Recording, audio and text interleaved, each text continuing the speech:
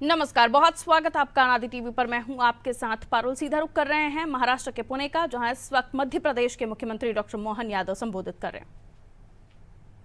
निजाम शाही पता नहीं क्या क्या कौन कहां से आ गए, लेकिन जिस प्रकार का तांडव मचा रहे थे देश भर में, सारी प्रजा, पूरा देश एक तरह से बहुत बुरी स्थिति में, जिन पे जवाबदारी थी लड़ने की, संघर्ष करने की, वो सब सरेंडर हो गए। ऐसे में अपने बीच में से सामान्य व्यक्तियों को साथ लेकर असामान्य बनाना, ये बिल्कुल कोई विलक्षण व्यक्तित्व का ही देन हो सकती है। वो उनका नाम है महाराज शिवाजी, जिनके अपने जीवन चरित्र से सामान्य से सामान्य व्यक्ति को असामान्य बनाते हुए और एक ऐसा सपना देखा। आमतौर पर राजवंश का उदय अस्त सब होता है, लेकिन उदय अस्त के बीच में से एक ऐसी धारा का प्रवाह किया जिसके बलबूते पर उनके बाद में जिस प्रचंड वेग से महाराज शिवाजी ने अपने विचार का प्रवाह गंगा की निर्मल धारा की तरह प्रवाहमान बनाया, ये बात के में हम सब देखते हैं। काल के प्रवाह में हम मालवा से आते हैं, उज्जैन से आते हैं, कहा होलकर का, सिंधिया का, गायकवाड़ का, पवार, पूरे देश के अंदर। और मैं तो इसको बिना संकोच कहूंगा, 1947 में देश भले आजाद हुआ, लेकिन सच्चे अर्थों में जब महाजी का शासनकाल उज्जैन में आया, महाराज महाजी माधवराव फर्स्ट ने उज्जैन के महाकाल का जीर्णोद्धार करके आनंद जो दिया, सभी मंदिरों का स्कंद पुराण के अवंती खंड के हिसाब से एक एक देवस्थान को, तो हमको लगा कि हमारा अपना मालवा तो पहले ही से आबाद था।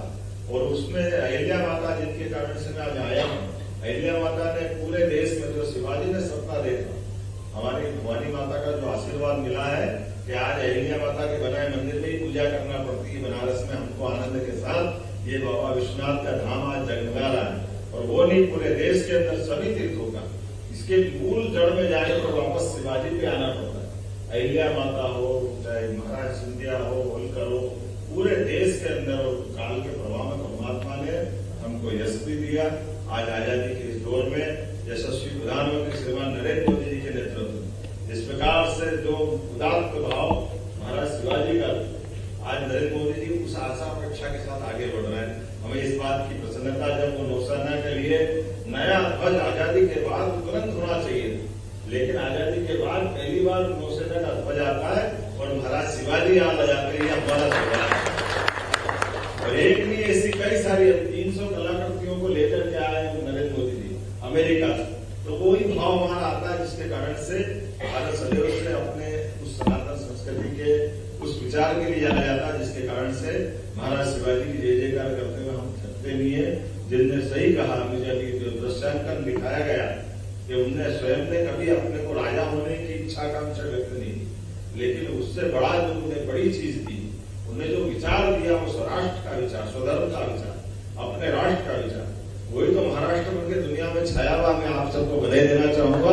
आज के इस दौर में हमारे उस विचार के आधार पर परमात्मा करे किसी की नजर नहीं लगे, हमारी अच्छाई हम दुनिया में बांटते रहे और हमारे राष्ट्र पर किसी भी तरह के कभी कोई कष्ट नहीं आए, ये कामना करते हुए आज मुझे सृष्टि में और रुकने की इच्छा है बहुत देर तक, लेकिन समय की सीमा है। गवर्नर साहब पहुंच गए, उस कार्यक्रम में मुझे जाना था। मैं विलंब से क्षमा भी चाहता हूँ और मैं सारे ट्रस्टियों को आप सबका वंदन करता, अभिनंदन करता हूँ।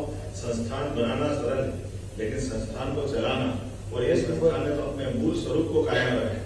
मैं बाबा साहब पुरंदर को भी याद रखता, जिनने पूरा जीवन, उनके पुत्र हमारे बीच में विराजमान है, आपका अभिनंदन करता हूँ। बाबा साहब के कारण से आज शिवाजी ऐसा लग रहा है जैसे हमसे बात कर रहे हैं, वही तो बता रहे थे, उन्हें तो अपनी कहानी सुनाई।